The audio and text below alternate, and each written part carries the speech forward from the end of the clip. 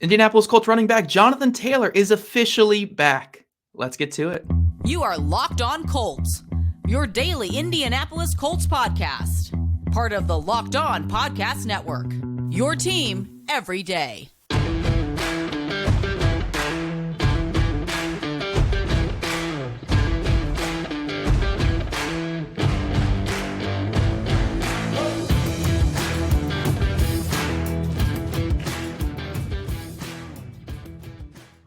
Thank you all for tuning in and making us your first listen of the day. This is your daily podcast covering your Indianapolis Colts, part of the Locked On Podcast Network, your team every day. This episode is brought to you by Gametime. Download the Gametime app, create an account, and use code LOCKEDONNFL for $20 off your first purchase. Last minute tickets, lowest price guaranteed. Hello, everybody. My name is Zach Hicks, your favorite co-host here on the Locked On Colts podcast. You can find my film work over at horseshoehuddle.com. And today we're going to have a fun show for you. We're going to be talking all about Jonathan Taylor, how Jonathan Taylor has steadily gotten back into form these last couple weeks, which obviously all showed out this past weekend against the Cleveland Browns, where he had his best game to date of the season. Then we're going to dive into the Colts pass catchers and talk about the kind of the roles that the top three guys are having, look at their seasons in total as of right now, and then talk about, hey, do they actually still need to add another player to this after the season? Do we feel good about this top three trio? We're going to talk about that in segment 2. And then to close it out, we're going to talk about the outside cornerback dilemma. Juju Brents is likely to miss a couple weeks with his quad injury. What do the Colts do at opposite Jalen Jones there at outside corner? We're going to talk about that to close out today's show. But jumping into the Jonathan Taylor conversation, Jonathan Taylor might be back. He's not fully back. He's not back to, dominant Jonathan Taylor, 2021 Jonathan Taylor range right now, but we are seeing him get back into form slowly. And this past week against the Cleveland Browns was obviously his best game of the season. His snaps have increased each week. I know Jake mentioned this on yesterday's show, but his snaps have increased from 15% in his first game back against the Tennessee Titans to 42% against the Jaguars last week. And in this past game against the Cleveland Browns, he got all the way up to 50% of the team's offensive snaps. His carries have increased from 6 to 18 or 6 to 8 to 18. So he's starting to get more looks in the run game overall. And then he scored his first touchdown this past game as well. He had a couple of long breakaway runs as well. We kind of enjoy seeing him get on the perimeter. I know that sweep play where he got to the outside was obviously the most excited we've been for Jonathan Taylor in quite some time, seeing him there on the outside and seeing that potential for him to maybe turn that into a huge gain, which he did. And a couple other ones right up the middle where he did, get some really solid chunk change there. So we're seeing some good things from Jonathan Taylor of late. Again, he's not up to the 5 yards per carry Jonathan Taylor that we know him from for his career.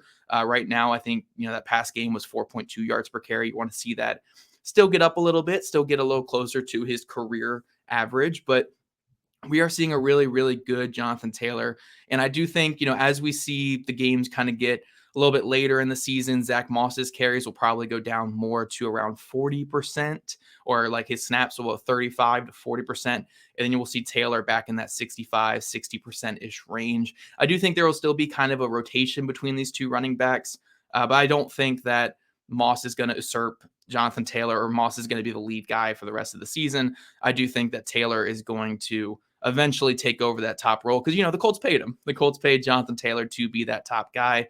We are seeing him kind of take over that role slowly but steadily.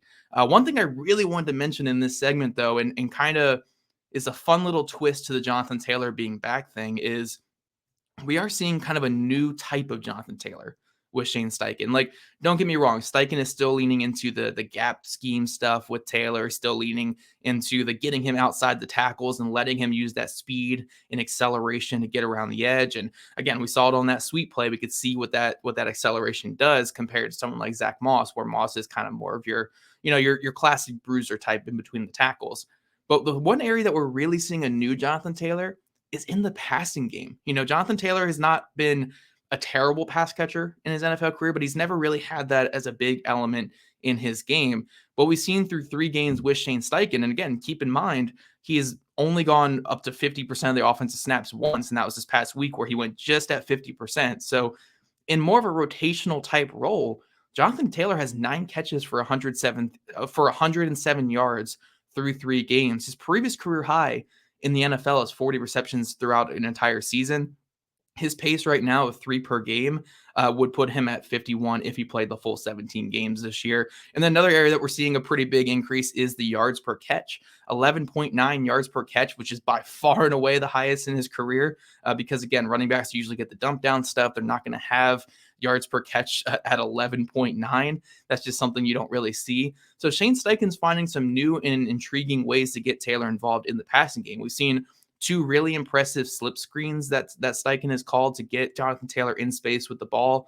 We saw that drag route against Jacksonville Jaguars where Taylor caught that underneath the mesh or underneath the traffic that the other receivers were running out, and he was able to turn upfield for a huge gain. We even saw a running back wheel route this past week where, Minshew lofted it right over the linebacker covering Taylor, and Taylor was able to haul it in traffic for the big catch. So we're seeing a little bit of a new Jonathan Taylor with Shane Steichen's offense, which is what you wanted to see because, look, when you're paying a running back that amount of money, it would be great if you always was having the 2021 Jonathan Taylor type of season, but you need to add the pass catching on top of it to really be worth it in today's NFL. Again, running the ball is valuable, but catching the ball and making plays after the catch is insanely more valuable. So if you have a running back who is rushing for 1,500 yards but catching 10 passes in the season, that's great. But if you have a running back who's rushing for 12, 13, 1,400 yards, whatever it is, but then also hauling in the 40 catches, that's even better because you're getting that production in the passing game. We've seen the running backs that last in this league, again, the Austin Ecklers, the Christian McCaffreys, those are the high-level pass-catching running backs. So if Taylor with Shane Steichen can kind of develop this pass-catching repertoire and get the big plays happening in the passing game, that just adds to his value and makes that contract even more of a bargain for the Indianapolis Colts. So I'm loving the early usage for Jonathan Taylor. Again, I think we're going to see the snaps get up to around 65, maybe 70% down the stretch this season. And again, his carries are going to go up. His catches are probably even going to go up a little bit more. But I'm loving the way that Shane Steichen is using this talented running back. Get him in space with the ball. Let him do some great things, even in the passing game, and just let your star go to work. You paid him for a reason. And Shane Steichen early on this season, even while Jonathan Taylor is just getting back into the groove of things, is letting his star go to work and make some things happen. So really excited for Jonathan Taylor. I know I start off the show by saying he's back. I don't think he's fully back yet, but I think he's close. I think Jonathan Taylor is close to being back to the Jonathan Taylor that we all know and love, which is exciting for this Colts team. Again, with Anthony Richardson out, we need some more fireworks on offense. They've been doing some good things without a fully back Taylor and without Anthony Richardson. But it'd be really exciting to see Taylor back to, not 2021 form, but 2020 form even. It would be awesome to see. But coming up, guys, we're going to talk about these Colts pass catchers now, talk about kind of their roles in the offense, and if, at the end of the season, the Colts actually do need to add another pass catcher to this group. But first, buying tickets to your favorite events shouldn't be stressful. Gametime is the fast and easy way to buy tickets for all sports, music, comedy, and theater near you. With killer deals on last-minute tickets and their best price guaranteed, you can stop stressing over the tickets and start getting hyped for the fun that you'll have. I personally love Gametime because if I feel spontaneous and going to a show on a whim, you guys know me, I'm a big punk rock guy, I'm a big pop punk guy. I love to go to these concerts near me and get some really good prices too. Like, some of these ticket prices on these other apps can just get so high and crazy. But with Gametime, they have their flash deals, they have images of seat views, and they have their lowest price guaranteed. Gametime is just the easy choice for everything. It's the fastest growing ticketing app in the country for a reason. Get images of your seat before you buy so you know exactly what to expect when you arrive. Buy tickets in a matter of seconds. 2 taps and you're set. Tickets are sent directly to your phone, so you'll never have to dig through your email. Snag the tickets without stress with Gametime. Download the Gametime app, create an account, and use code LOCKEDONNFL for $20 off your first purchase. Terms apply. Again, create an account and redeem code LOCKEDONNFL for $20 off your first purchase. Download Gametime today. Last minute tickets, lowest price, guaranteed. Alrighty, my beautiful everydayers, let's dive into a very controversial topic. I mean, I'm not going to say it's this crazy controversial, but I know throughout the season we've been very, very bipolar on this Colts wide receiver room. Do we think that Michael Pittman Jr., Alec Pierce, and Josh Downs are enough for the future of this team? Or do they need to add another ball winner, another speedy guy, another more consistent player into that group to get things done for Anthony Richardson when he comes back next season. So let's look at the stats this year. Let's look at the roles of these players and kind of talk about their overall performance on the season, starting with Michael Pittman Jr., the player who was complaining after last game about not getting enough targets, which before we dive into this actual topic here, look, that's just what receivers do. It's how receivers operate. It's how their minds are. I'm never going to get too upset when I hear a wide receiver complaining about targets, because that's literally just how receivers are built.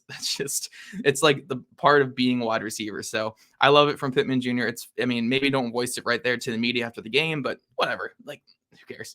But Michael Pittman Jr. this year, 42 catches on 65 targets for 489 yards and 2 touchdowns. Obviously, he is your player that wins over the middle of the field, your tough catches guy, your guy when you're going to scheme open like a run after catch type thing. You want Michael Pittman Jr. to be that guy. He has an 8.8 average depth of target. So again, more of the shorter stuff, more of the intermediate type stuff, more over the middle of the field. But he has 5.7 yards after catch per reception as well, which is, pretty impressive for a player of his size. You typically see that with more of the smaller guys, but he's a player who, again, I don't want to throw this comp out to be like a perfect one-to-one by any means, but that A.J. Brown type mold where it's like the tough catches over the middle, who's going to fight through traffic, and he's going to power forward for positive yards. 45% of his catches have gone for a first down this year. So again, he's more of that in rhythm type guy, but he will be targeted on third downs as well and money downs to get those first downs. Going to Alec Pierce, the guy who has another ton of snaps this year, but maybe not enough targets or not enough catches. I know this is a player where a lot of people listening have not been very high on him this season, but we'll talk about here in a second. 14 catches on 25 targets for Alec Pierce this year for 202 yards. Again, no touchdowns, and it hasn't been a perfect season, but he's your deep threat. He's your guy who he's not going to have this super high separation or yards after catch, anything like that, but he's your guy who, hey, if we get a one-on-one backside or if we need a big play down the field, we're going to toss up to him and see what he can do. It's kind of in that same mold of a Marquez Valdez-Scantling, a Marvin Jones, a DJ Chark, that kind of role that we see around the league with a lot of players. It's a very niche role. It's a very specific role. But when things are clicking and when your offense is being explosive, that player can benefit, which we've seen from Alec Pierce the last couple of weeks where he's hauled in a couple of downfield targets in the games where he's actually been targeted. So 14 catches on 25 targets this year. He's a 16.0 average depth of target. So again, almost all of his targets have been down the field. Like outside of that one-handed catch against the Jaguars, pretty much everything has been past the first down marker. Only 1.9 yards after catch per reception. Again, more of your jump ball guys, so he's not going to have many opportunities to run after the catch. But 85% of his catches this season have gone for a first down, which is by far and away the highest on the team. So again, when they do target him, it's down the field and he's catching these passes for first downs, for big gains. It's just when you're a deep threat in an offense with Anthony Richardson, who early in the season was passing up the deeper throws, and Gardner Minshew, who throughout his career passes up deeper throws for the most part, you're not going to have that many targets. So yes, Pierce could be better this season. There have been a couple of moments where I do think he could have done better things. But overall, I think he's been fulfilling that role fairly well. Now getting to the rookie star of this offense, Josh Downs, 33 receptions on 47 targets for 401 yards and 2 touchdowns. We've seen an explosion the last couple weeks in this young receiver. Really quick. He's your quick winner. He's your guy who, if you need a first down, you isolate him one-on-one and you let him run those little option routes, those stick routes, those quick routes, and get that first down for you. He has 7.7 yards is his average depth of target. Sorry, ADOT, 7.7 yards. So again, really short stuff when it comes to Josh Downs, although we have seen that increase a lot the last couple of weeks. I think up until about 2 or 3 weeks ago, it was like a 5-point-something average depth of target. It has risen quite a bit to 7.7 in recent weeks. 5.5 yards after catch per reception as well. So he is starting to add a little bit of that yak on top of his catches, and 48% of his catches have gone for a first down, which I will stipulate most of his third down catches have gone for first down. So he's actually done a really good job of making those count for first downs. But like Michael Pittman Jr., he is kind of your rhythm getter on offense. He's your guy who early in the downs, you might hit him for a quick pass for 5-6 yards just to get closer to the sticks, where that's not Alec Pierce at all. That's why almost all of his catches have gone for first downs. So they kind of have their niche roles. They all, like, none of these guys are that dominant ball winner, that superstar receiver, but they all have their niche roles. Again, Michael Pittman Jr., win over the middle of the field, be your tough physical receiver. We might motion you into the backfield or into that sniffer tight end role to be a heavy blocker as well, because you're that big bodied receiver that we trust in that kind of grinder type role. Alec Pierce, your dominant deep threat guy, or not dominant, but your deep threat guy, you're hopefully dominant deep threat guy, but your deep threat guy who's going to make some jump balls happen. He's going to haul in some downfield targets. He's going to run out the safeties on a lot of these middle of the field shots. Yes, he could be a little bit better, but overall, I think it's been a really solid season for him. And then Josh Downs, you're a quick winner, you're middle of the field guy, your third downs target guy. But again, more of an expanding role going forward where he is starting to get some more downfield shots. But I think all three of these guys fill their roles fairly well. Again, they could all be a little bit better in what they're doing, but for the most part, you're seeing these players all play at an average to above average level at their designed role in the offense. So when you're looking about what you need added to this room going forward, do you need a better fourth receiver just to spell these guys and have more of a diverse guy behind them, like an Ashton Doolin, if Ashton Doolin were to come back? Do you need more speed in this room? Because Alec Pierce is really your only deep threat. Again, Downs is going down the field a little bit more lately, but Pierce is really the only threat down the field right now for this Colts offense. So do you need more speed in this offense? Do you need more of that scheme touches guy that can turn a pass behind the line of scrimmage into a 60-yard gain? Maybe. I think they might need that. Or do you just need that dominant ball winner? I'm not saying a Marvin Harrison Jr., but like that type. Do you need that star receiver to really put this passing game over the edge? I'm not too sure. I think that we can talk about this as the season goes along. I have definitely been higher on this wide receiver room than most people throughout the year, not because I think they're phenomenal, but I do think that they are performing their roles at a good level. They're performing their roles in the way that the offense is designed to work. And I think as a result, that's why we're seeing the Colts be top 6 right now in points per game. We're seeing them have, I think they're 6th right now in explosive play rate. We're seeing these players make some plays down the field and create some things in this offense. But yeah, I want to hear your guys' thoughts in the comment section. Let me know below this video if you're guys watching on YouTube or wherever you're watching or listening. Let me know, do you think they need more speed in this offense? Do you think they need that dominant ball winner? Or are you pretty happy with the growth and potential of these top 3 guys? So let me know in the comments. I really want to hear from you guys. But coming up, we're going to talk about one of the bigger issues going forward for this Colts team, which is what the heck do they do about outside corner? With Juju Brent's likely to miss a couple weeks, do they have an outside corner on the roster, or do they have to go out for veteran help to start alongside Jalen Jones? We're going to talk about that here in just a second. These days, every new potential hire can feel like a high-stakes wager for your small business. So you want to be 100% certain that you have access to the best qualified candidates available. That's why you have to check out LinkedIn Jobs. LinkedIn Jobs helps you find the right people for your team faster and for free. Simple tools like screening questions make it easy to focus on candidates with just the right skills and experience so you can quickly prioritize who you'd like to interview and hire. It's why small businesses rate LinkedIn Jobs #1 in delivering quality hires versus leading competitors. LinkedIn Jobs helps you find the qualified candidates you want to talk to faster.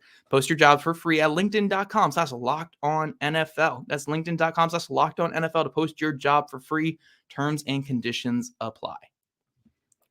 And guys, testing my skills on PrizePicks this football season has been the most exciting way to play daily fantasy sports. If you have the skills, you can turn $10 into $250 with just a few taps. PrizePicks is really simple to play. I can make my picks and submit my entry in less than 60 seconds. Quick withdrawals, easy gameplay, and an enormous selection of players and stat types are what make PrizePicks the #1 daily fantasy sports app. Go to prizepicks.com/lockedonnfl and use code LOCKEDONNFL for a first deposit match up to $100. Again, that's prizepicks.com/lockedonnfl and use code LOCKEDONNFL for a first deposit match up to $100. PrizePicks, daily fantasy sports made easy. Alrighty, my beautiful everydayers, I want to thank you once again for joining me on this beautiful Wednesday morning as we're talking about the Colts offense, the first 2 segments. Now we're shifting over to the Colts defense to talk about outside cornerback. I know all offseason we were complaining about, hey, Chris Ballard, we need more veteran play in this quarterback room. How are you going to rely on Dallas Flowers, Juju Brents, Jalen Jones, Baker, DJ Baker, Daryl Baker Jr., Tony Brown, Kenny Moore? Like, how are you going to rely on just this group of guys to be your starting corners throughout the season? And I would honestly say, for the most part, this Colts corner room has been pretty good. Like outside of one player, which we're going to talk about in a second, I think Juju Brents has been really good when he's played this year. Jalen Jones has filled in admirably. Kenny Moore obviously is back to being Kenny Moore this season. And Dallas Flowers, before his season-ending injury, was playing at a really high level, really solid level as the team's top cornerback. The main issue now is everyone's getting hurt. Dallas Flowers out for the season with that Achilles injury. You got Juju Brents likely to miss a couple weeks with a quad injury. So now you're down to Jalen Jones and Kenny Moore as your only two quality corners in that room, and then a bunch of unknowns. You got Darrell Baker Jr., who is coming off a really brutal game, a game where he was playing really well until that last drive where he allowed a long catch down the sideline and then had two costly penalties in the red zone, which ultimately gave the Cleveland Browns their victory in that game. I don't think you can go back to him, even if you think those penalties are bogus penalties towards the end of the game, which no comment from me. No comment. Jim Irsay said it best on social media today. But even if you think those are bogus penalties, the refs are eyeing him now. The refs are putting that spotlight on him. They're putting that target on his back. So a player who's not playing particularly well and then also has a spotlight on his back, you can't start him going forward. Like, you just can't have him be your starting corner. You can't even really have him rotating in because he's such a liability now when he's on the field. So that option is pretty much down. And when you're looking at the roster, the only other outside corner on the team is Amir Speed, who was a player they just claimed this past week from the New England Patriots. Now, Speed is really interesting. 6'3", 215-pound rookie. Really, really great testing numbers this past offseason as well. He's played in 83 total snaps this season, but just 9 on defense. Now, he did get a tackle in one of those 9 snaps, so there we go, baby. There we go. That's our guy there on the outside. But I don't know if that's a player that you're feeling totally comfortable throwing out there just yet. You probably want to get him more into the scheme. You want to get him a little bit more adept into playing before you throw him out there. Just throw him to the wolves. So I don't know about that option. I wouldn't mind getting him some snaps just because it's not Darrell Baker Jr., but you probably want to look at some other options here. My personal favorite option for outside corner to replace Juju Brents, and again, this is another thing you guys can let me know in the comments, because I don't know how people fall on this because I think it's really interesting, is I would pretty much move Kenny Moore II back to the outside until Juju Brents comes back. I think the Colts have more options at nickel. They have Tony Brown on the roster who could play nickel. They have Nick Cross, who worked a lot at nickel in the offseason. Obviously, they have Julian Blackmon, who can come down and play nickel in a pinch as well. So Kenny Moore, who, yes, it's tough moving him from the slot. He is so good in the slot. He has been a top 3 slot corner in the NFL this year, maybe the best in the NFL this year. It's hard to move him from that spot because you're weakening that position.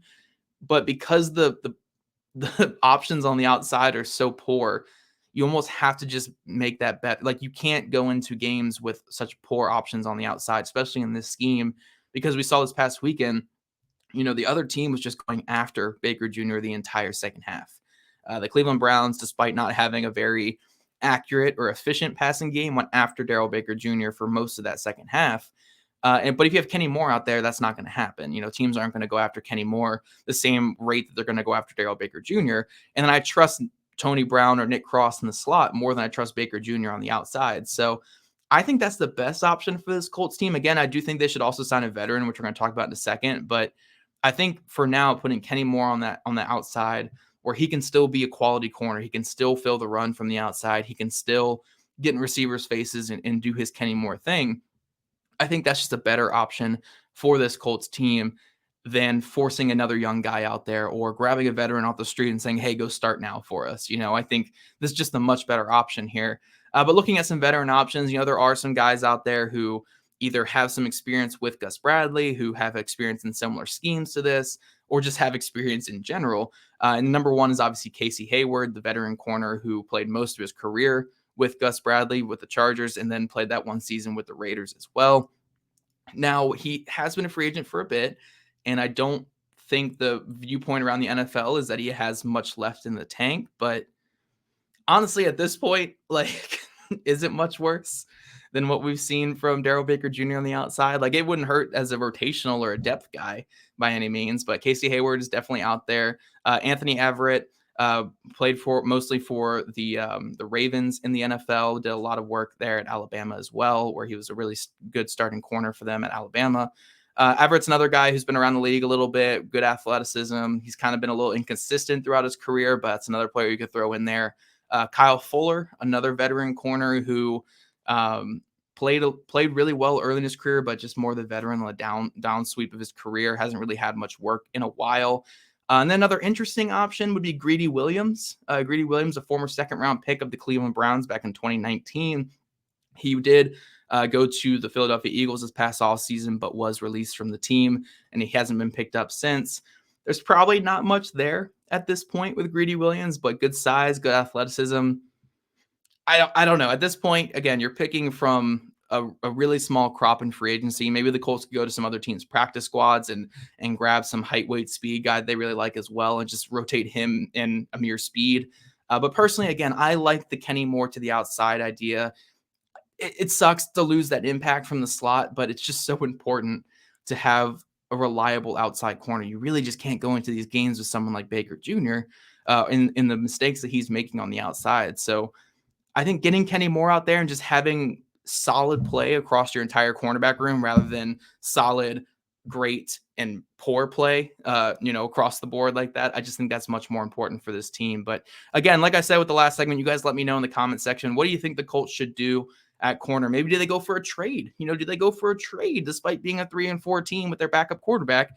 Do they do a win now trade and go get a corner as well? You guys let us know in the comment section there. But I think that's all I have for you guys. Again, Everydayers, Jake will be back tomorrow with Crossover Thursday, talking everything Saints, Colts. Do the Colts come out on top against the Saints? We'll find out tomorrow when Jake talks it out with Ross there from Locked On Saints. And if you guys don't already, follow at Locked On Colts, at Jake Arthur NFL, and at ZachHicks2, all on Twitter. Also, subscribe to us on YouTube, wherever you listen to us on podcasts. We'd love your guys' ratings, reviews, and we'll see you guys back here bright and early tomorrow morning.